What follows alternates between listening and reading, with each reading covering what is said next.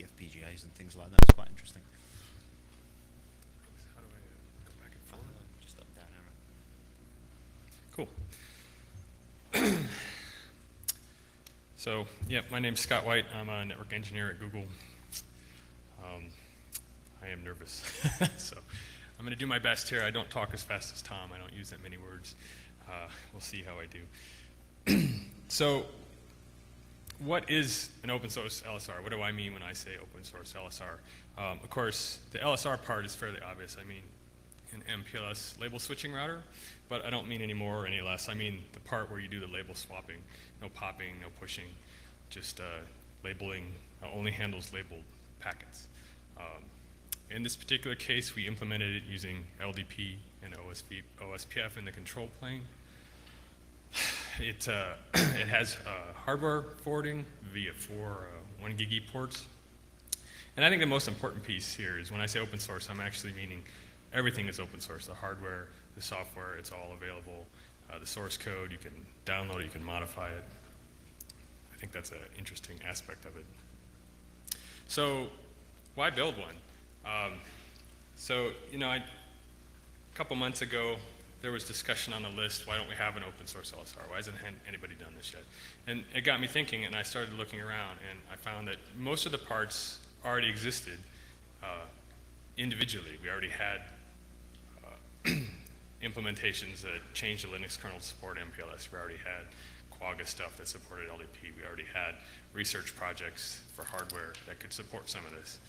So I thought, well, why don't we stick it all together and try and create a foundation that we can use with the open source community to make it into something more interesting, something more broadly interesting to a large set of people. And then to my own end, because I'm in network research now, I thought if we actually had an open source LSR that we could do things with, that would enable potentially some very interesting research, which I'll talk about a little bit later on in the presentation. I did want to note that through the years, there have been quite a few software-based routers, open source and otherwise, and they do quite well. But they all have the same fundamental problem, which is they don't have the hardware support. They can't do things at line rate for very small packets, et cetera.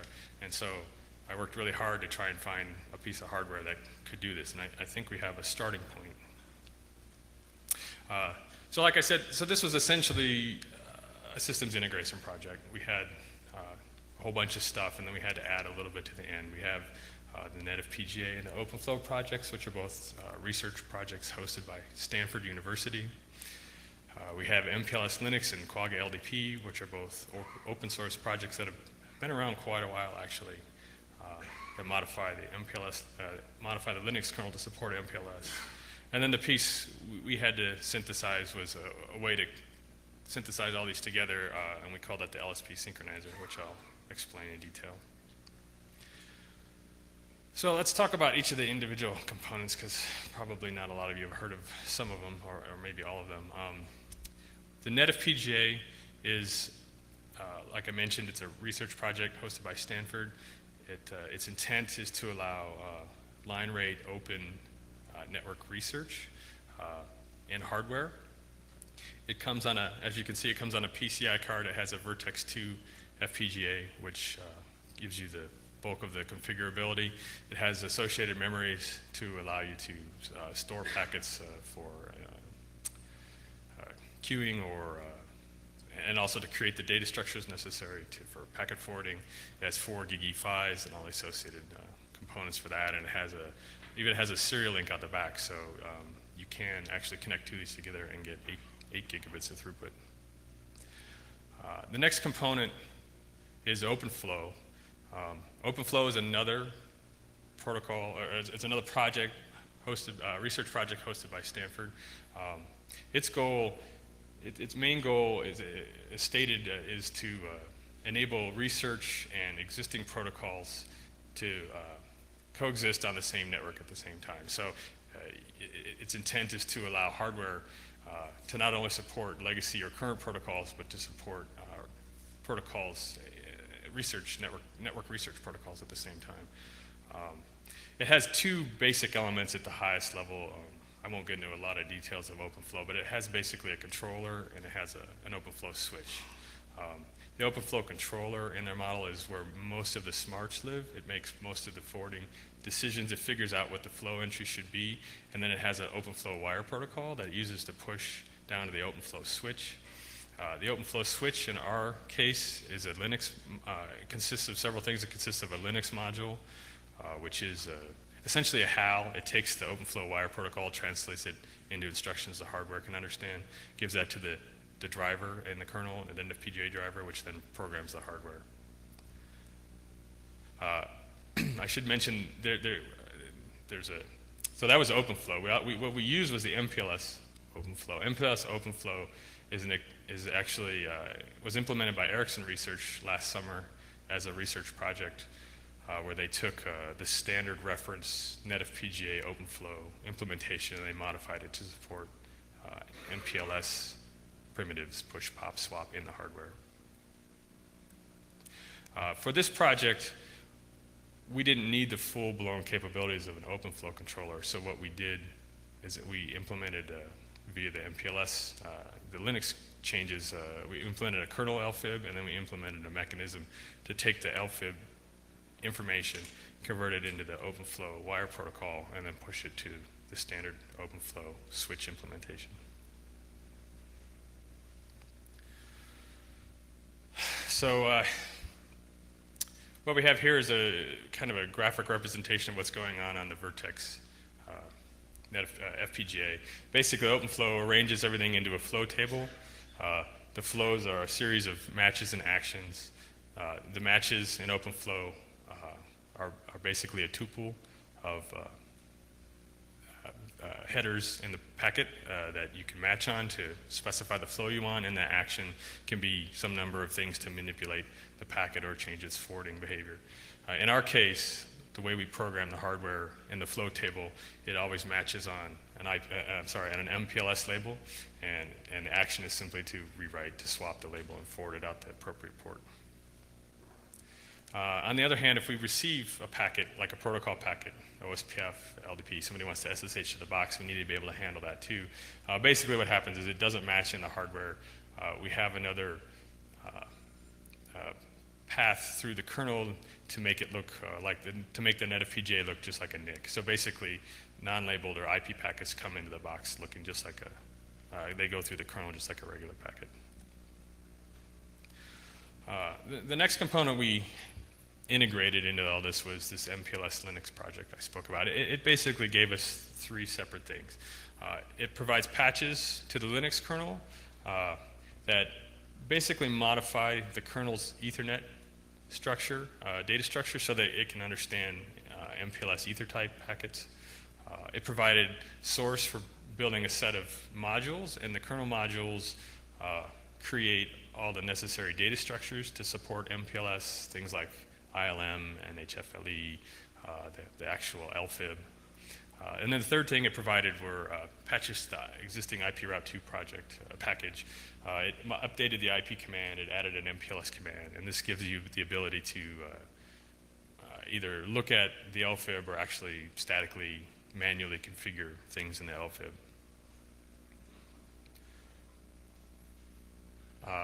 The last component that we integrated into this that existed was this Quagga LDP.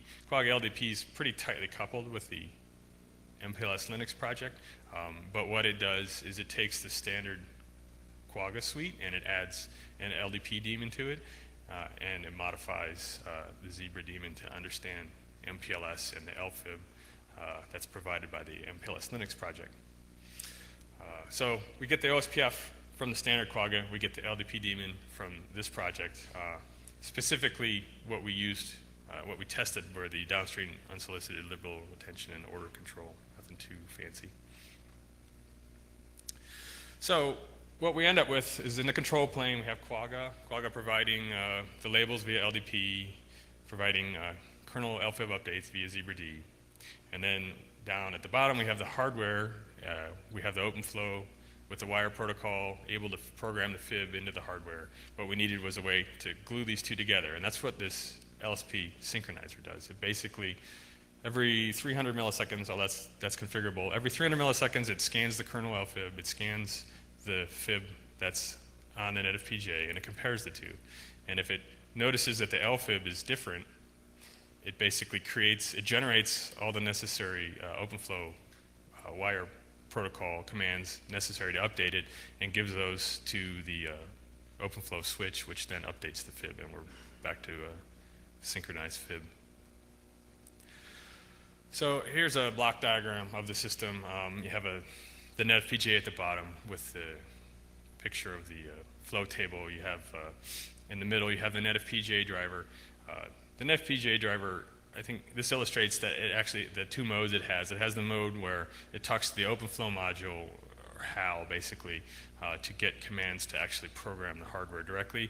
And it also has connectivity through the kernel NIC interface, so that it can talk to the standard processes, user space processes. So what happens is LDP gets a packet. A packet comes in, it's an LDP packet, it's not labeled, it won't match anything in the hardware. It goes up to the driver forwards it through the standard NIC interface of the kernel up to the LDP daemon, which grinds on it, gives it over to the Zebra daemon, the Zebra daemon figures out what it is and pushes it into LFIB. And that happens a series of times. And then periodically, the LSP synchronizer wakes up, notices that there's differences in the LFIB. So it scrapes the LFIB and the fib, and then it basically pushes those down into the hardware. And so now for any labeled packet that comes in that matches what's programmed in the hardware, we will hardware switch. We needed to do some basic testing on this. We started by just testing the hardware in isolation. We just hooked up a NetFPGA and a PC2 and Ixia. We really wanted to test just to make sure that we could do line rate in both directions at the same time on a single port at both extreme packet sizes. In our case, with the particular PC hardware we had, we were able to software switch through the kernel about 120 megs per second at 1500 byte packets plus the MPLS label, whereas in the hardware, we were able to get line rate. And then, as expected, when we go to the minimum size packets, the kernel suffered even more, and we were only able to get about 30 megs a second of throughput through the kernel versus full 1 gig in and out on the hardware. Once we knew the hardware could do the line rate we were asking of it, we had to verify the control plane. And the way we did this was basically we built a small lab, 3 of these open source LSRs as a core, a Juniper M10 and a Redback Smart Edge 100 as LERs. We then enabled OSPF on every router to make sure that the Quagga OSPF implementation interoperated, and it did. And then we added LDP on top of that, and we were able to distribute the labels between all 3 implementations just fine, and we were able to ping to our heart's content. One other test I thought would be interesting would be to just use, again, the same open source LSR core with no BGP in it, just simple labels. Have 2 Juniper M10s acting as the LERs, form an IBGP session across them, simulate a full internet table across them, and then ping the host. And so this kind of just demonstrated to me that there is some potential here to use this in a BGP-free core. Although I focused on, for the purposes of this summer project, basically, how can we get an LSR going? There's no reason why we couldn't make this an LER. The hardware already supports the pop and the push primitives. It's already in there. It's just a matter of getting a bit more software support. Okay, I'm going at like warp speed here, but that's good because we're all hungry. So basically, there's some near-term and medium-term things that I think this could be really interesting for. The near-term stuff, because it's a systems integration and because there's 4 underlying open source projects that are all relatively active, there's quite a few bug fixes that need to get pulled up. One of the hardest things this summer was to pick a kernel version in Linux, because none of these worked on the same distribution or the same version or anything. So we picked a version and we got them all working on that. We need to keep moving that forward.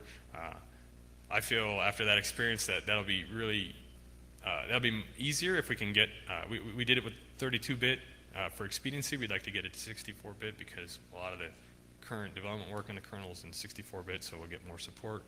We'd also like to get this ported to BSD, which shouldn't be too difficult, and that should open up that large community of developers to this project. We'd also like to get some more protocol support in the Quagga stack, things like RSVPTE, better ISI support. That would really make this more useful to a larger number of people. And then probably one of the more important things is we're waiting on, they're in progress, is a 4x10 gig NetFPGA, the next generation NetFPGA card.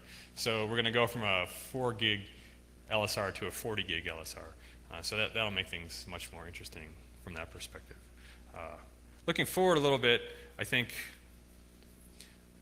from the research perspective, one of the things I'm going to do with it is I'm going to take some number of these open source LSRs and centralize them with a single OpenFlow controller, and we're going to research how we can build a small network, whether it's data center or peering edge or whatever, using these devices in that kind of environment. And then I'm also going to continue, I have a lot of interest in trying to, in the lab, develop a BGP-free core that's inexpensive and scales in the data plane so that we can actually figure out how to build one of these at scale.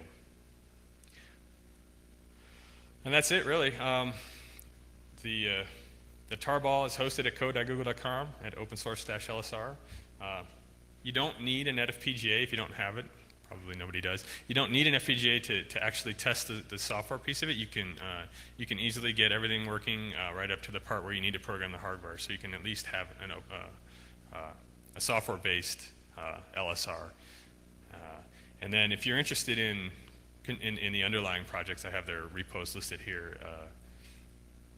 It would be very nice if we could get more support in these as well, because if we could, it would just simplify things greatly if we could actually get MPLS support directly in the Linux kernel rather than on a branch. If we could get the LDP support pulled up into the main Quagga branch, it would help.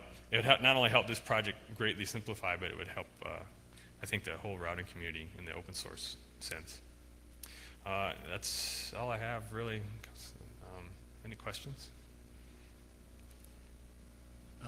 Danny McPherson, thanks, Scott, for sharing this. I got kind of a two-part question, actually. I was wondering if, I've heard OpenFlow come up in the context. I know this is kind of on the periphery of what you were talking about, but in the context of scaling virtual machines on like a common hypervisor to alleviate some of the link layer traffic, for example, our broadcast traffic that might go across a common link layer network attachment, and doing it on the end system that might be at the hypervisor layer, for example. And I was just wondering if you had any thoughts on that, or that as an application for this, or if that link layer traffic might be problematic at all, or if that's not a problem in the environments you're familiar with. Well, that's a lot of questions. I hadn't thought about it in the context of this. This was really just more of how can we do a straight, simple, basic, what's the most basic MPLS functionality we can start with, and how can we build on it? So I guess I'm not really too familiar with OpenFlow and the hypervisor role you're talking about. I'd like to talk to you about it offline maybe so I can understand it better. Thanks. Anything else? Okay, so if there are no more questions, thanks very much, Scott.